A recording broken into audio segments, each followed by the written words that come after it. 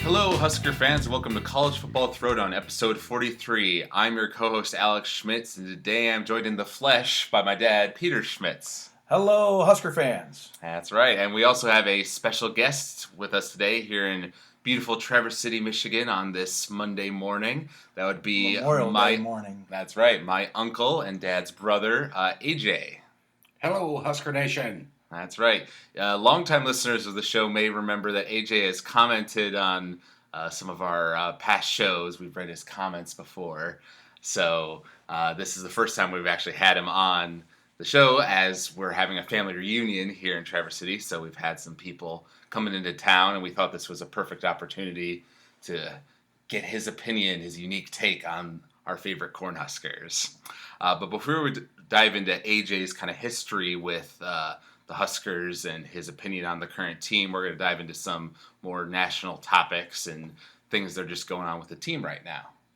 That's right. Okay, so a couple of cool things have been happening in Husker land is, of course, being springtime, it's baseball season, and the Husker baseball team has done well on the field and actually brought home one of the first men's championships, at least in one of the major sports. I know we've won some track and other sports, but in this particular case, we won the baseball regular season. And in fact, today is the day where they select teams for the NCAA tournament bracket. We're expected to be included in that, although because we didn't win the tournament championship this year, I suspect we'll be either a 3 or 4 seed and may witness a pretty quick exit to the tournament. But it's a team that has kind of taken that next step for Coach Erstad, and that's pretty exciting to see that happen. When we look at what's going on, this is kind of what I often refer to as the typical summer swoon that happens for every college football team, where the team is likely to encounter some bumps along the road over the course of a summer. And this isn't unique to Nebraska, but really unique or typical of every college football team that exists out there, that there's going to be a few kids that I refer to as just as self-deleting in one way or another. They're going to encounter some kind of a physical event, like an accident that's going to break a leg while skiing or water skiing or something like that, or something that has to do with getting in a little bit of trouble and getting themselves suspended, that sort of thing. And no one's immune to that, including, whether it's a top academic school, a faith-based school, or a typical public university like Nebraska. And so we've already encountered our first event of that nature with Stanley Morgan and Antonio Reed encountering a little problem with the law. So I think it's going to be interesting to see how the coaches and the administration of the athletic department handle that. I suspect that if it's a first offense, we won't see much of an event other than maybe a 1 or 2 game suspension. If it's multiple endeavor, then quite possibly we could see a much more substantial penalty. And I'm not sure we'll hear a whole heck of a lot about that until later this summer. Right. Well, even if it is just a 2-game suspension, like for Stanley Morgan, that could still affect us because Oregon is our second game of the year. Absolutely. Well, and that's true because Stanley's in a position, the wide receivers that lost a ton of experience and talent last year, and Stanley's our anchor to that team. So that's going to be a big deal. Mm-hmm. If he's gone for an extended period of time. So with that, why don't we do a little introduction here of our guest to the program. This is to my left is my brother AJ, and he is a Cornhusker fan from way back. Although I think he'll describe a little later in the podcast the kind of up and down nature of that passion. It's neat, though, to experience that and kind of reflect back on having come from a large family. He and I are 2 brothers of a total of 13 children. So we had both a lot of brothers and a lot of sisters. And, of course, with that large of a group, there's a lot of variance in opinions. So we have brothers who are not fans of Nebraska, and we have brothers who are avid fans of Nebraska, as well as sisters along the same pendulum. So kind of exciting to be able to get together, and it's been neat for me as one of the younger kids to to be able to experience and grow my friendship and relationship with my brother through this common interest in Nebraska football specifically. So, without saying any more, this is introduction for AJ Schmitz. AJ, why don't you say a couple of words? Hello, everyone, and thanks to Pete and Alex for having me on. I always like to talk about Nebraska football, and I spend a lot of time reading the bulletin boards and all the articles that are written on Nebraska football on a daily basis. So I try to keep myself current on what's going on, and I've always been a Husker fan. It just wanes at sometimes, and at times they're unwatchable, so I can't watch them. Exactly. That's right. Well, talking about your fandom, you started way back in the 70s in the Bob Devaney era. Yes, I was fortunate to just be about 10, 11 years old when we won our first national championship. And for those first 2 years, it was just like the whole state was talking about it year round. And that was how I was really made aware of how great Nebraska was. Well, then we went 23 years in between winning another one. And that was a difficult time. And it was just, we had a new coach, and I wasn't real crazy about the way he ran his offense. And then all of a sudden in the 90s, 23 years later, he gets everything in line, and he gets the right defensive coaches, and they win 3 championships. And that was pretty exciting to go through the 90s. That was amazing. And it's kind of like what Alabama's going through right now. They're going year after year. They're competitors, and they win championships. It's pretty exciting. Yeah. I really enjoy watching them when they play well, but so rarely over the last 17 years have they done that.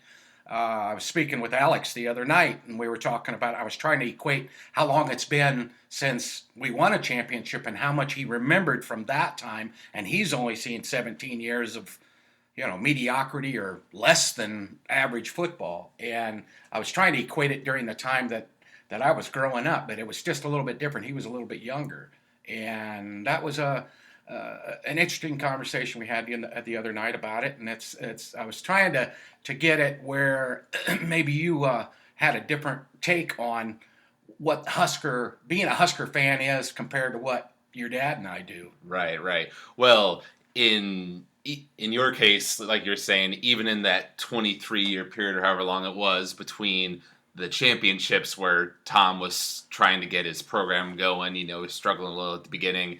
But even then, you were getting 9-10 win seasons consistently year after year. You would just trip up with like Oklahoma at the end of the year, which I know was frustrating to fans of your generation. But still being dominant in the Big 12 and Big 8, yeah. Oh, right, that. Big 8 year after year.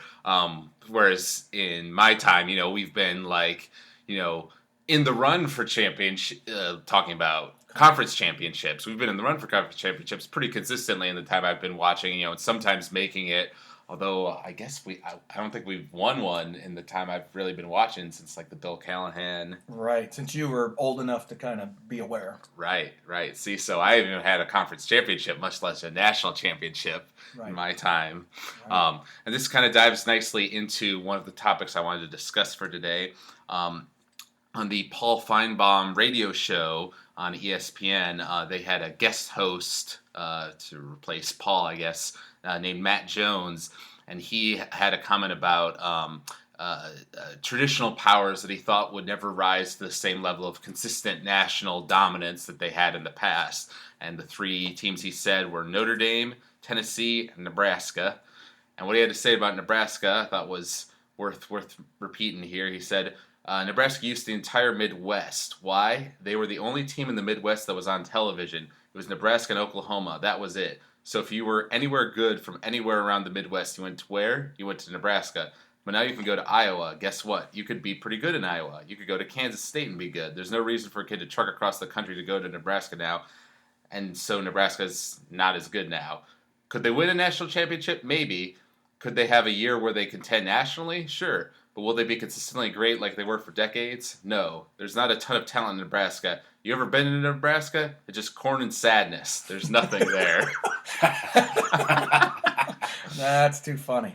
But well, it's interesting. I'd like to hear AJ's comments, and then I'll chime in after that. So, Well, there is a lot of corn there. I don't know about I don't know about the sadness thing, but yeah, there's not a lot that I can disagree with there. I mean, I think that we can probably pop up like a team like Clemson last year. They show up every now and again and they compete, and I think that's the best we can hope for at this point is just to be able to maybe get in contention every few years. I don't think that we've got the base to be able to compete like we used to be able to compete. And that's part of the reason why they're unwatchable for me a lot of the time, because they don't have the depth. They don't have the top athletes that they used to have. And the biggest point that I think the problem is we don't have the coaching. And we haven't had any decent coaching since, I guess, Osborne and Frank. I mean, but Frank was headed in the wrong direction with recruiting, and that affected it. So they had to get rid of him, and it just every time since then, every team since then has just been not good. I mean, overall, average at best, and that's not what we're used to. And I've grown up with 5 national championships. I expect them to be good every year, and they're not. And when they don't win 9 or 10 games, that's heartbreaking. I don't know that they'll ever get back to that where they can win 9 or 10 games every year, even though they have a 12-game schedule and a conference championship game and a possible playoff games. They could play 14 games a year easily, and I still think it's going to be difficult for them to win 10 games a year, even with that extended schedule. So I somewhat agree with the guy, but other than the sadness part. Well, and I would bring up, though, you're talking about being an average team, but we were talking about in the Bo Pelini era, around the time when we were firing Bo, how the only other coach who had consistently won at least 9 games in like that 7-year period was Nick Saban at Alabama. So he was consistently winning us at least 9 games. The problem was he could never win the big games, and in some of those big games we'd get annihilated. We'd fall apart. It was brutal losses. And so I definitely understand the frustration there, but is a 9-3, 9-4 consistent kind of team, is that average? I would call that slightly above average, personally. And I would share that view. And that's the difference in perspective, though, that AJ talked about earlier. We are fans who grew up in the 70s and 80s and 90s. We're used to, having a team that on a down year lost, 2 games and then a bowl game, that type of thing. And so they were a team that maybe played a prominent team in the non-conference schedule, say a UCLA or a USC or, an Auburn or an Alabama, and they might lose that game, right? And then they win the rest of their games all the way to the end of the season, and then they have the big matchup with Oklahoma, and maybe we lose that one. And that's considered a disappointing year because there's not a Big 8 championship at the end of the road, but we're still going to the Orange Bowl, or we're going to, a fairly prominent bowl game, right? Nowadays, where we find ourselves where we have a fairly long history now of going to kind of middle of the rung bowl games, and I think that's maybe some of where the averaged statement comes from, right? Is that's not the kind of football that we grew up expecting and experiencing. But to address the Matt Jones comments, I think he's absolutely accurate. I didn't get to hear the radio broadcast, so I didn't hear his responses on the other 2, but I suspect they were somewhat similar. Although the one I would probably disagree with among his 3 would be Tennessee. I think Tennessee's a team that absolutely has everything that they need to be able to be a consistently national power year in and year out. And the premise of everything that Matt Jones is really basing this on is, just like in the old days, it's about getting athletes. It's about the Jimmies and Joes, as Barry Switzer used to say. And so how do you get recruits? And it's absolutely true that in the state of Nebraska and the surrounding area, there just simply is not enough premier athletes to fill a team and a roster to compete with the Alabamas and USCs and, now more recently Clemsons of the world, right? So how are we going to accomplish that?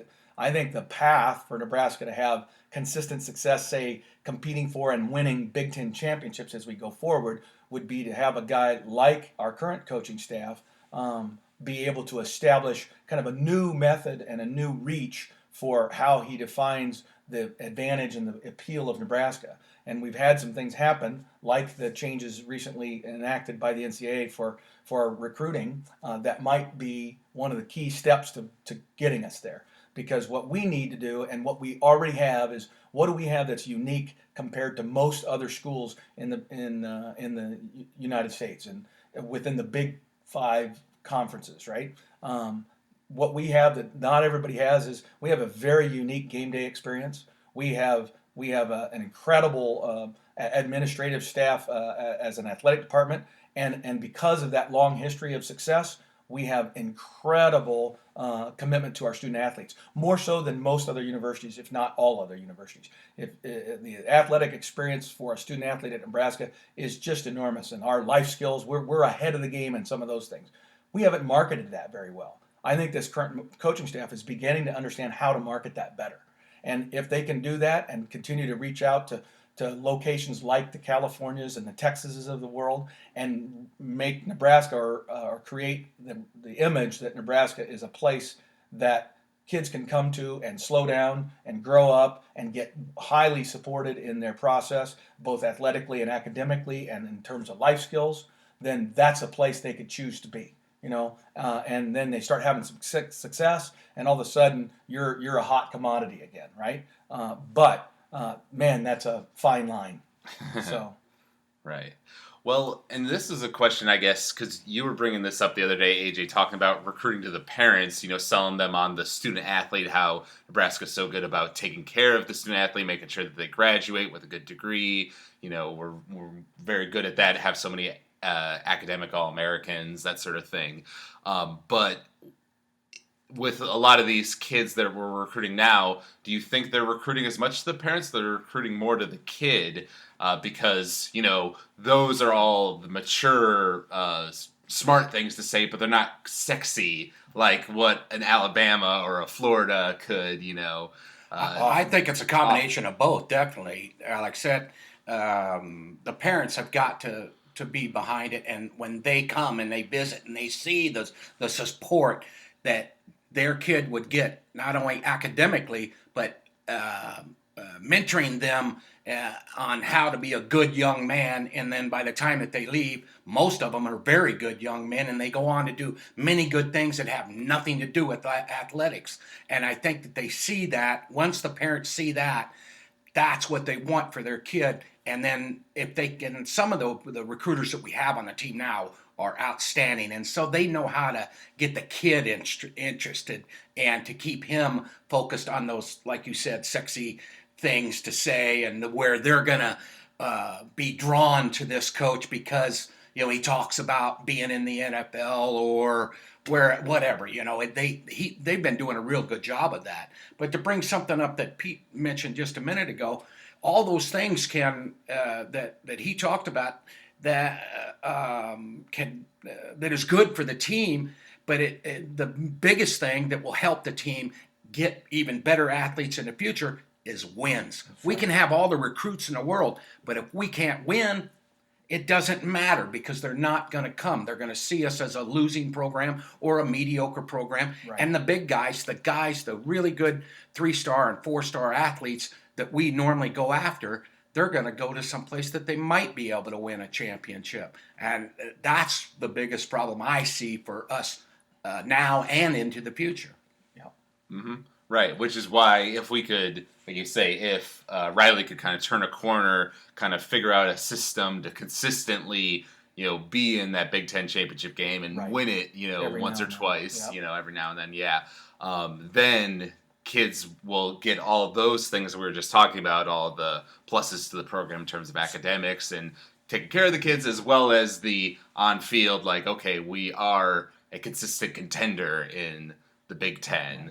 So that's the key then. I mean, I think we're in somewhat agreement, but here's the thing. One of the biggest challenges beyond what the coaches already confront just in terms of recruiting against other top flight schools is that we as a fan base are a combination of older fans like AJ and myself, and younger fans who are grown up in an era where we weren't great. They maybe, like you, have heard the stories, grew up with the history that I provided you, right? That gave you some perspective. But generally speaking, so you're anxious to see championships. The guys from from that are older like us had grew up with that and have that as an expectation. So there's a callousness, there's a frustration. So we run the risk as a fan base of literally eating our young. As soon as we start to experience a little bit of success, if we still fall short, we have to be patient. We have to change our perspective of what is the definition of a successful season. We have been away from the championships for so long. What we need more than anything is to win the Big Ten West. We need to find a way where we are consistently beating Wisconsin, beating Iowa, and the other teams, maybe Minnesota, Northwestern, that have emerged and been factors in the Big Ten West. Because frankly, if you look at the landscape, we should be able to do that. That's an achievable goal for Nebraska. We need to get to there. If we can get to there, now we're playing in the big game for the Big Ten championship and a prominent bowl game. And every now and then you're going to win some of those. And that kind of takes you to that next step. Then we'll start talking about any kind of national stuff. But right now, we need to win the Big Ten West badly. And so that's what as I want to shift maybe the conversation to this year's team. That's the question. And it's interesting that just recently the over-unders have come out in Vegas in the various books, and over-unders are coming out at 6 or 6.5 for Nebraska. Now, I will tell you that the Nebraska fan base, knowing and being excited about what they saw in the spring game and heard through spring practice reports and that sort of stuff, that we're a team that has a lot of young talent, a lot of new talent that we haven't seen in a while. We have a quarterback that probably better fits what Mike Riley's trying to accomplish with his offensive system than we've ever had. And frankly, one of the biggest frustrations that I know AJ and I have both shared is we've had 8 years of a quarterback who teased us with incredible talent, but was limited in that they were not a complete quarterback. And so this is a year that I think presents some tremendous optimism for Nebraska fans. And yet, those who have the objectivity of not being fans of Nebraska are looking at that same team and saying, that's a 6-win team. And that's something for me to grapple with, to say, what do I think of that, So I would be curious to hear both AJ's and your thoughts on 6 wins as the over-under. Hey, what do you think, AJ? I think they're probably right there. And that's a real concern for me. I think it is for most Husker Nation. I read a lot, and there's an awful lot of Nebraska fans that think we're going to win 10 games this year. Exactly. There's just no way. If they do that, they'll be overachieving hugely, which can happen in college football. We see it every year. Teams will get on fire and they'll go. But when you look at the overall depth of our team, an injury here, an injury there, and we are easily a 6-6 team. Right. And it could be worse than that. It could easily be worse than that with a couple of key injuries. To go back on what Pete briefly spoke about, didn't you, about Antonio Reed and Stanley Morgan? Antonio Reed, that's not a big loss for us, but Stanley Morgan is our number one wide receiver, and we're thin at wide receiver depth, and that's going to kill us. And he was supposed to be one of the leaders, which is a big thing in my mind, because now all the other guys on the team are thinking, well, this guy's a knucklehead. I don't want to be following him. The coaches are thinking, we can't have him as a leader because, he's a knucklehead. He went and did this stupid thing, and it's like, you can't have somebody like that. And who knows how many games are going to be. So we're going to be even thinner at wide receiver. And if the quarterback doesn't have anybody to throw to, then, and Stanley's a heck of the receiver. He really is. I think he's got pro potential because he's got good hands and he seems to get open quite a bit. Yeah. But if we lose him, that could be a real difficult thing for the Huskers. Mm-hmm. Yeah, well, certainly my gut reaction to hearing 6 wins is to say, no, I think we're better than that. Honestly, I feel like a lot depends on our momentum because last year, obviously, we got off to a strong start with beating Oregon and then getting to these 7 wins, and then I think we went up against Wisconsin. And we went into overtime. Right, played them very well. Played our hearts out there, and of course lost because we could never seem to get over that Wisconsin bump, and then got decimated by Ohio State, and then our season kind of spiraled a little bit after that. And so we're sort of in a similar situation this year where I feel like winning that Oregon game, if we can manage that in game 2, that'll be good because we don't play anybody as good as them for a little while yet until we get to Wisconsin and then Ohio State once again back to back, both at home, I believe. That is correct. So it helps us a little bit. But so, I mean, I certainly feel like we could have a 2-loss season by the end of the year. I think we're capable of that. I mean, we beat Oregon last year. And well, I know that we can beat Iowa, Northwestern and all those guys. I mean, it's like you say, looking on paper, we should be winning the Big West consistently. We know that we have more talent, we have more prestige than those other schools in terms of history and everything. But we just find a way to trip ourselves up on them. Well, he hit on it. Depth. If you go back and look over these last years, our problem has been there's always been 1 or 2 Achilles heels. Almost consistently, we've always had an issue at quarterback. And when you play the kind of offense that we've played in the Bo Pelini era and then during the early years of the Mike Riley era, you need to have depth at the quarterback position.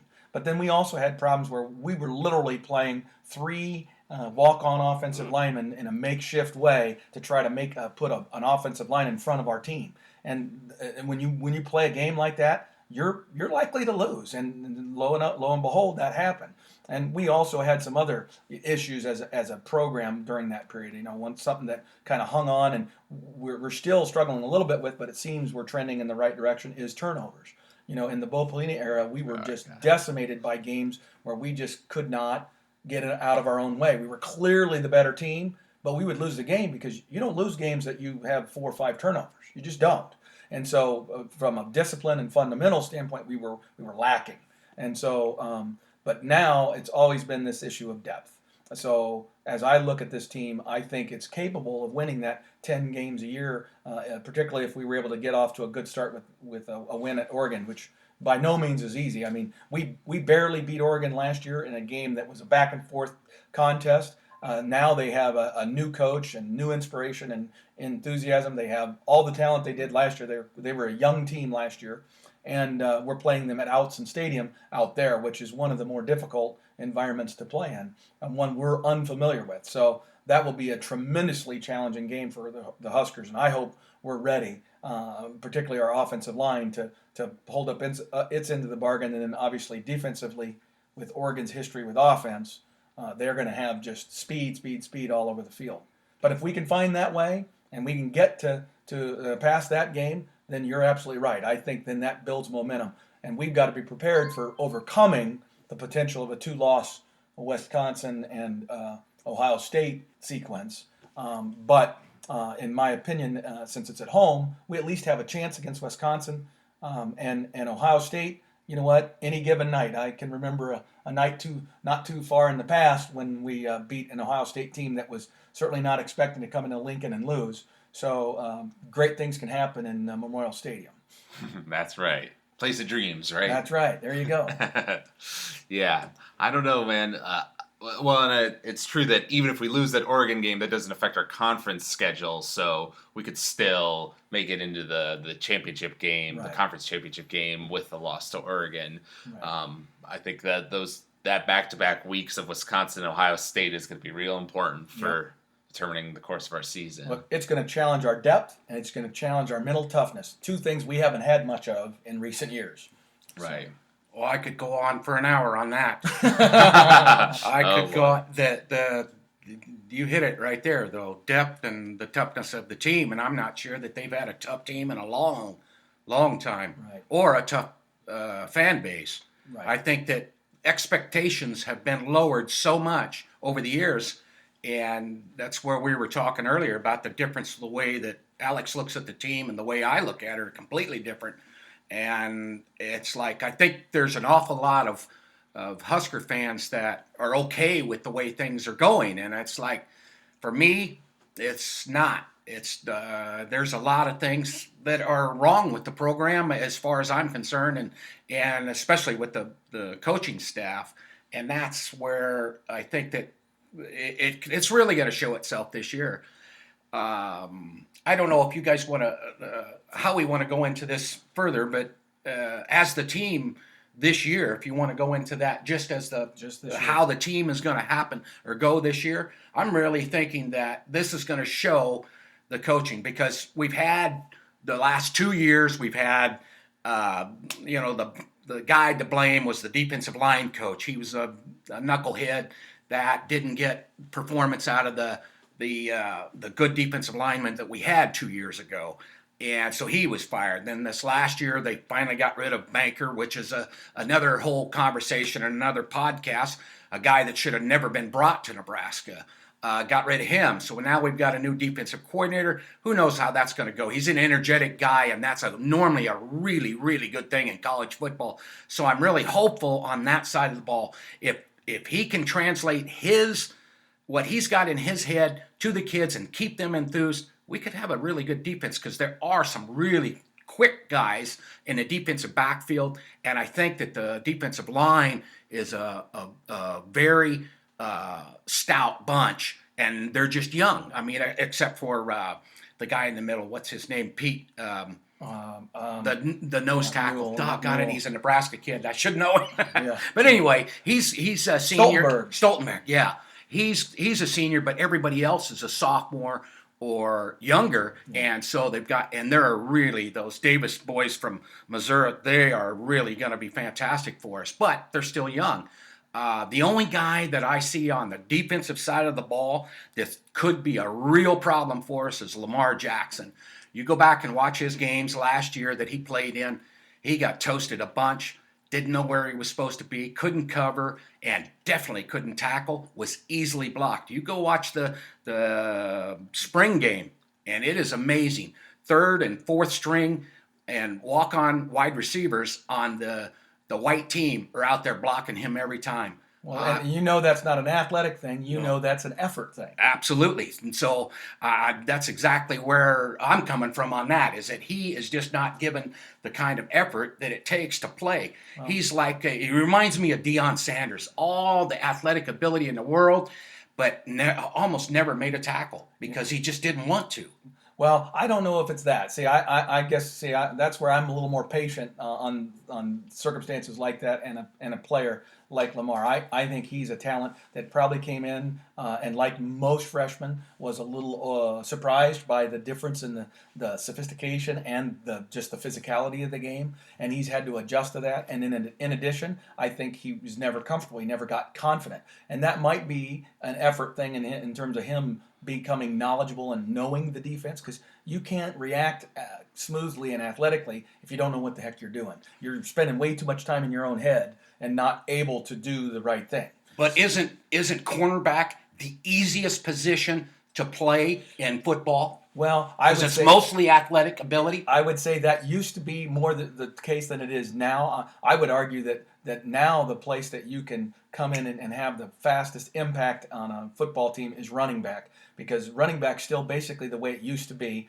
You run here, you go through this hole, this is where you're expected to be, here's where you're supposed to be if you're going to block, and that sort of stuff. I think quarterback used to be that way, but now with all the combination defenses that go on, and with this the whole game changed when the rules were loosened up to allow for the run pass option, the RPO.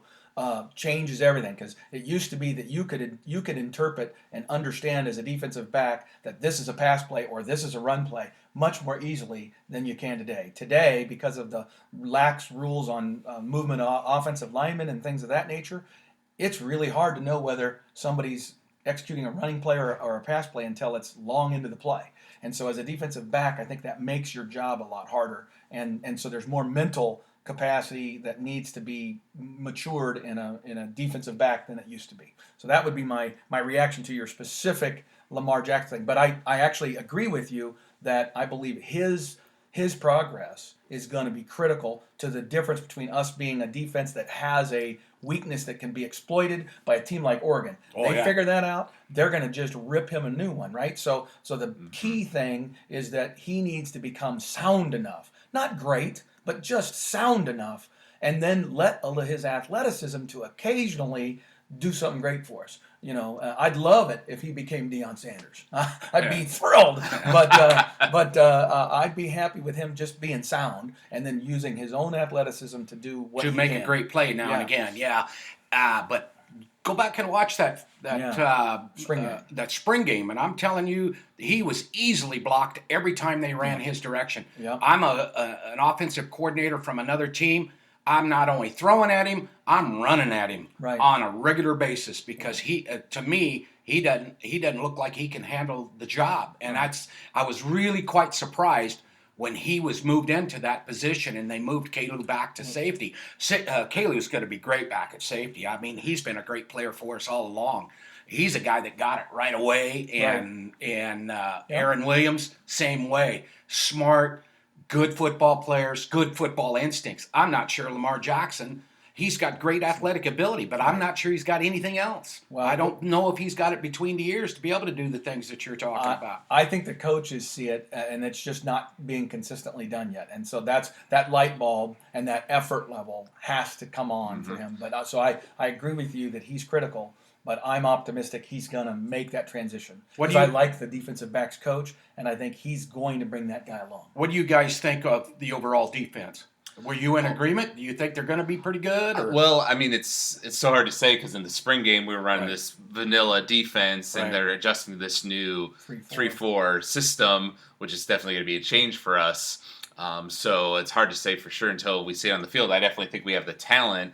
Honestly, the area I'm most concerned with, and I've talked about this last time, was the offensive line. Because last year that was a big problem that Armstrong, was on the run so many times, and his legs managed to pull out some first downs for us, even when the line broke down. But especially if we're going to be focused more on passing this year, I feel like given the Tanner Lee, that pass protection is going to be really important. If we have some injuries there, like you say, and we're bringing in these second, third team guys, could be real trouble there. Right. Well, and so that's the thing. I think offensively, I think you're going to see our offense struggle at times against the top flight defenses in the conference, which is what concerns me against, say, a Wisconsin or an Ohio State, where they're going to come with a great defense. You know that, and we're going to have to find a way to move the football, and that includes running the football as well as the passing. I think you're going to see a more efficient passing offense for sure, because some of that running that Armstrong did in the past was of his own doing. It wasn't always the offensive line that was really the deal. It was that he didn't have a comfort level to step up in proper occasions and things of that nature. And so I think the improvement we're going to see out of the quarterback position in some of those areas will help negate the loss of athleticism that Armstrong provided us.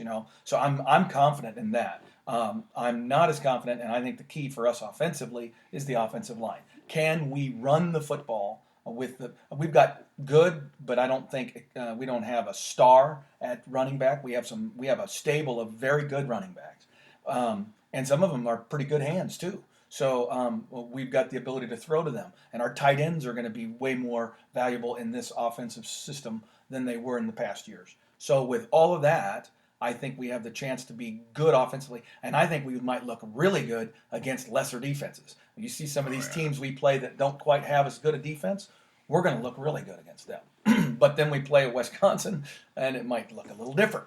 So that's the key. Yeah, well, there was some in the spring game. There were some younger running backs that definitely were catching my attention. Now, it's against the white team defense, so you have to put that caveat into it. But I really hope personally that Ozigbo, because he's going to be like the leader on that side of the ball, that he can kind of step up, and as long as he doesn't get injured and is able to keep up his strength and everything. I mean, we know he's capable of, being that sort of back-to-back runner for us. Right.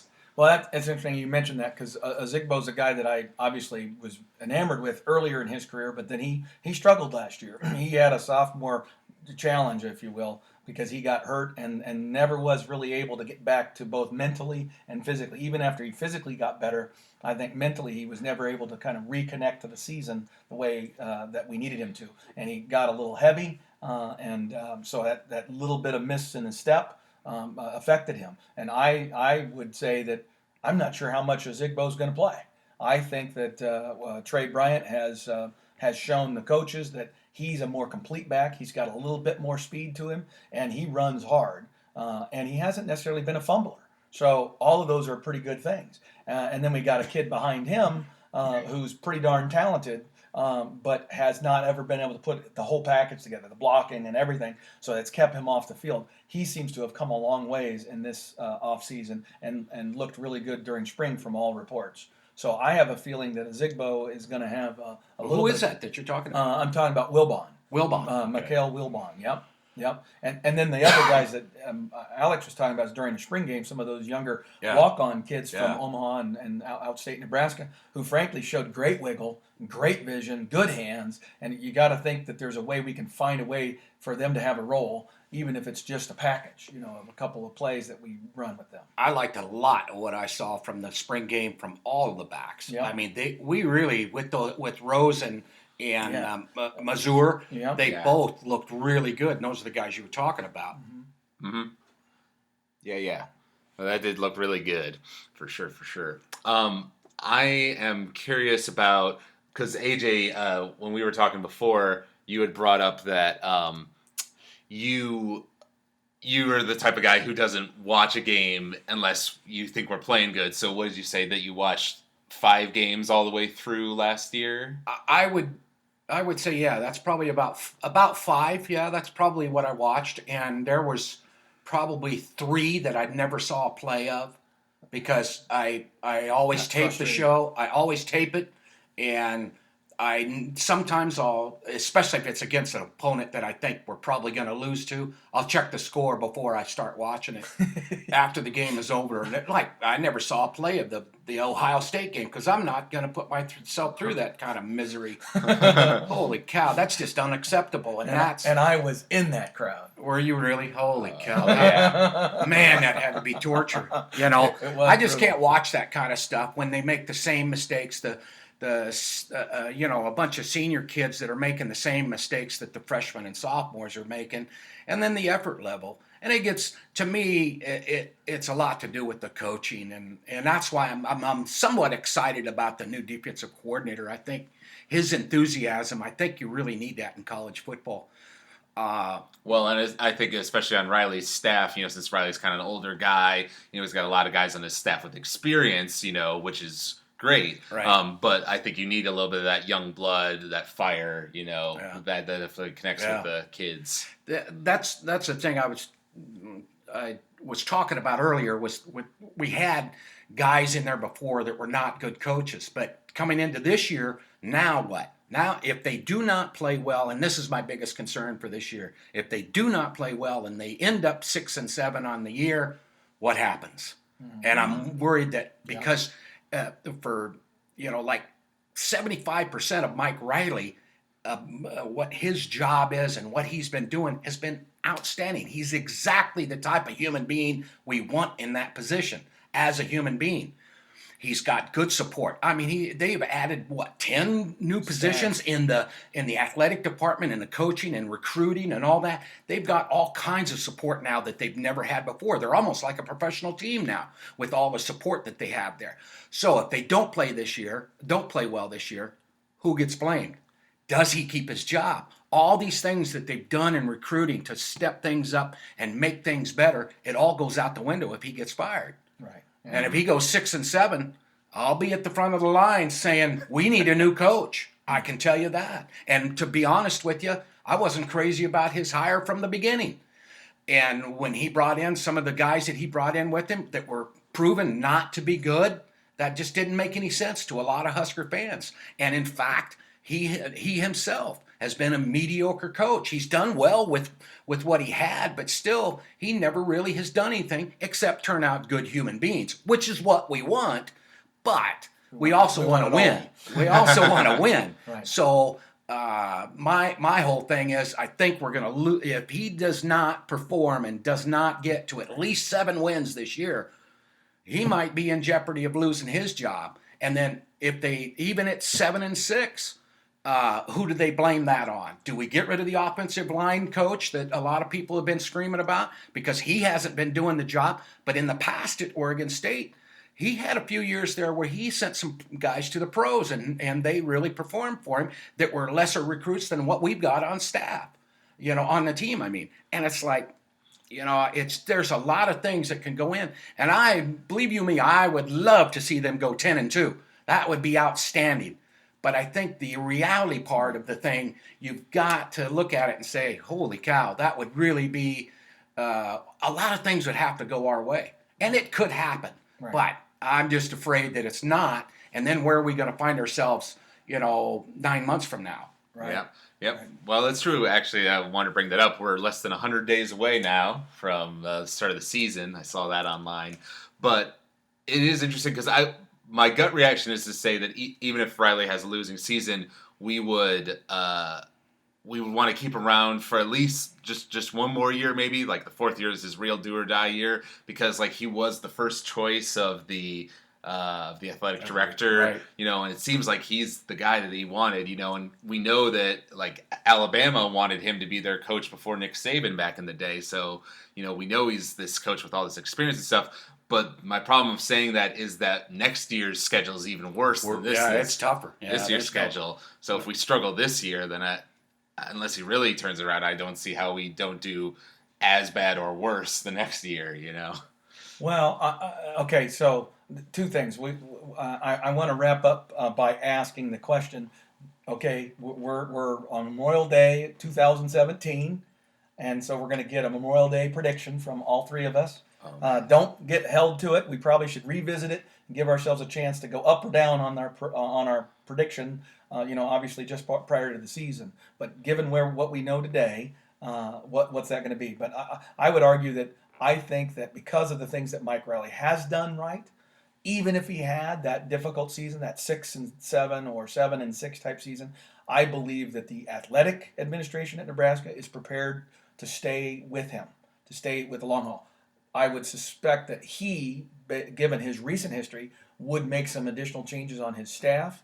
I also think that if we had that kind of a season, some of our talented coaches that have done a great job of recruiting for us might begin to look elsewhere. But I'm optimistic. I believe we're going to do quite a bit better than 6-6 or 6-7. Because of the changes he's been willing to make, because of the quality of the coaches and the players that we now have in the system. We're not, are we national championship caliber team? Not even close. Are we Big Ten West caliber? I think we have a good chance to be Big Ten West caliber, and I think how we look and fare compared to Wisconsin in that midseason game, to me, is paramount. Even if we lose to Oregon. I think that Wisconsin game is going to tell me an awful lot about where we're headed. Ohio State, they're probably still going to beat us. I mean, that's something that an objective Husker fan is going to say. If we win that game, that's a massive upset. That's a changes the path of the whole deal, right? If we were to win that one. But Wisconsin, that's a game. Not only do I think we can win, I think it's a must win for him. So, what's your prediction? You're talking about like a record? Record. I was just thinking about that. I'm gonna say 9-3, but with one of those losses being to Oregon, so we only have 2 losses in conference. So we could, if depending on how Wisconsin does, we could still go to the Big Ten championship. I would say we beat Wisconsin, we lose to Ohio State, we lose to Oregon, and then get tripped up by one other team somewhere along the way, because we tend to do that. But if we had that and still made it to the Big Ten championship, I wouldn't be overjoyed about it, but I'd be satisfied with that. So you're predicting 9-3 with right in the hunt to the last game of a Big Ten West championship. Yes. Okay. Wow, that's pretty optimistic, guys. I'm liking that. See, that's what I get that a lot every day when I'm reading that. It's like there's a lot of Husker fans that are looking at it that way. I unfortunately am a glass half empty guy. I'm thinking they go 5-7 and he gets fired and we start over. Well, you know what? You're going to be easily pleased this year then. Then good. I'd like to be able to watch more games. Yeah. He talked earlier. I don't watch a lot. Right. I like to watch the Huskers. I love to watch them play. But if they're getting trounced by whoever, it's no good. We haven't been able to physically meet the challenge of the Wisconsins and the Iowas. Correct. And that's when we went into the conference, I would have never thought that could happen.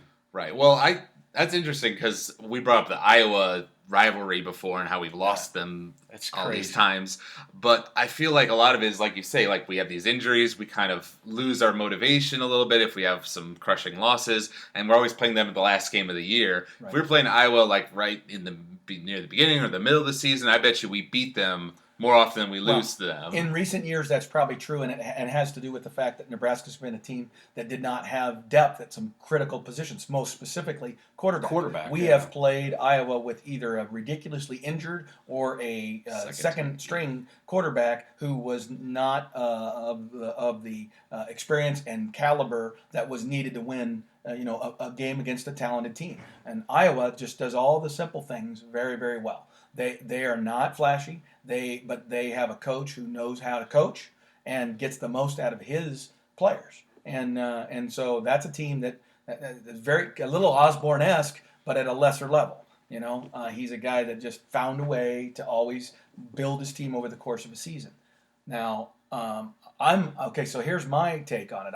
I'm much more leaning towards Alex's optimism, although 9-3 to me is a little steep, just because I do expect it's going to be a very difficult environment for us to go out in the second game of the year and beat Oregon. I think we'll play well. Without Stanley Morgan. And probably without Stanley Morgan. Yeah. So I'm going to say that's probably a loss. I'm hopeful that we will show some mental toughness, respond from that, and I'm predicting that we beat Wisconsin in Lincoln, okay? And then we lose to Ohio State, and then there's that other game, right? So we get to 9-3, but if that other game is Iowa or say Minnesota or somebody else in the Big Ten West that has an easier schedule that avoids some of the big guys from the east side of the bracket, we still fall short, don't get to the Big Ten championship game, end up second, if you will, in the Big Ten West, go to a moderate bowl game,